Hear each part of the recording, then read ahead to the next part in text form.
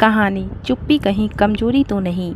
एक औरत की जब विदाई होती है तो केवल अपने कर्तव्यों का पालन करना सिखाया जाता है। कहा जाता है कि औरत की विदाई डोली पर सजती है और अर्थी ससुराल की देहली पर सजती है। इस तरह तनुजा अपने कर्तव्य का निर्वाह बहू, पत्नी और माँ बनकर करती जा रही थी। उसकी पति की आय बहुत कम थी। वह सुबह से काम पर लगती, पर काम रात की 11 बजे तक भी कभी खत्म नहीं होता।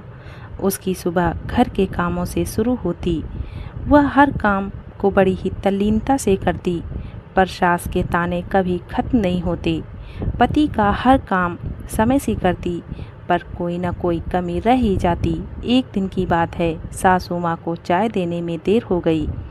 क्योंकि पति को मीटिंग में जल्दी जाना था तो वह पहले टिफ़िन बनाने में लग गई और सासू माँ को चाय तुरंत बनाकर नहीं दे पाई। तब सासू माँ कहने लगी, अरे बहू, चाय घर में ही मिलेगी या मंदिर की लाइन में बैठ जाएं। इस तरह से सास को भी बिना ताने दिए चैन नहीं मिलता। पति को वह कुछ सामान लाने के लिए कहती तो पास जाती, थैला देती या टिफ़िन हाथ में पकड़ाती। वह कहता, तुम मुझसे दूर रहा करो, क्योंकि तुम्हारे पास से मसालों की ही गंध आती है। तो मन महसूस कर रह जाती जैसे उससे कोई अपराध हो गया। उसके पति की एक कंपनी में मीटिंग रहती तो फ़ोन पर बात कर सुन लेती कि भाभी जी को पार्टी में लाना है, पर तनुजा के पति को लगता कि बहन जी टाइप को क्या ले जाना। इस तरह तनुजा को उसका पति अपने लेवल का न मानता। तनुजा कभी कभार ही मायके जा पाती, वो भी समय को देखते हुए घर वापस लौटना होता, क्योंकि उसका मायका लोकल था। तनुजा का पति हमेशा कहता कि मैंने माँ बाबूजी की पसंद से शादी की, उन्हें घरेलू लड़की चाहिए थी, वो तुम हो। पर तनुजा कभी भी बहस को बढ़ाना नहीं चाहती थी, इसलिए चुप रह जाती। वह अपना फर्ज निभाती जा रही थी।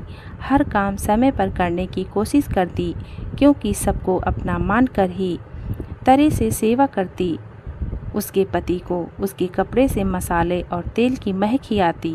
वो हमेशा खिंचा खिंचा सा रहता। समय निकलता जा रहा था, बच्चे भी बड़े हो रहे थे। सबकी अपनी अपनी दिनचर्या थी, सब अपने में खुश, पर तनुजा घर गृहस्थी में इतनी उलझी रहती कि अपने बारे में सोच ही नहीं पाती। बस उसे घर कैसे चलाना है, गृहस्थी के डिब्बे खाली न रहें, बस यही तक उसकी सोच सीमित थी। उसके बच्चे पापा की सह पाकर अपनी मर्जी से काम कर रहे थे। फिर कुछ समय बाद बड़े लड़के की नौकरी लग गई। उस समय उसकी शादी को लेकर भी उसकी कोई पूछ परख नहीं होती। सास और पति ही सब निर्णय लेते हैं। कुछ समय पश्चात लड़के की शादी भी हो जाती है। नई बहू को दादी सास समझाने लगती है, तुम्हें भी तनुजा जैसे रहना है। अब तनुजा की बहू नए जमाने की थी, वह पढ़ी लिखी थी, नए विचारों की थी। उसके मायके में सब अपना अपना काम करते थे। शुरू में उसने कुछ नहीं कहा, कुछ दिनों तक सब देखती रही।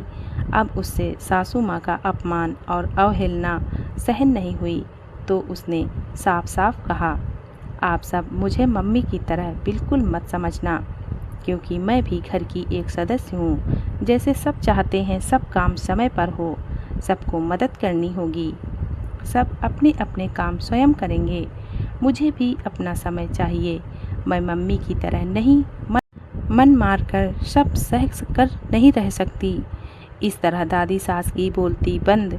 आज माही ने जो आवाज़ उठाई वह गलत नहीं थी। इस तरह आज तनुजा को एहसास हुआ कि मुझे क्या मिला, मेरी इतने सालों की तपस्या का क्या, मैं आखिर क्यों चुप थी। फिर धीरे धीरे तनुजा बहू माही की भावना को समझने लगी और अब जब भी टेबल पर खाना लगता तो सब आ जाते। वह सबके आगे पीछे नहीं दौड़ती, ये नाश्ता कर लो कि खाना खा लो। उसके आने से खाने पीने का समय निश्चित हो गया। इस तरह सब काम समय से पहले हो जाता और तनुजा का भी जिंदगी के प्रति नज़रिया बदलने लगा और उसे बहू की बातें सही लगने लगी। अब लड़के की नौकरी से भी घर में कोई कमी न थी। वह भी अपनी बात सबके सामने खुलकर बोलने लगी। बहू उसकी सखी सहेली की तरह बन गई। बहू ने आत्मविश्वास से जीना सिखा दिया आज उसे एहसास हो गया कि मेरा समय भी आ गया है। नई सुबह हो गई। आज ये बीता समय एक नई सीख दे गया कि चुप रहने से कोई काम नहीं बनता। इसलिए कहा जाता है कि जब जागो तभी सवेरा।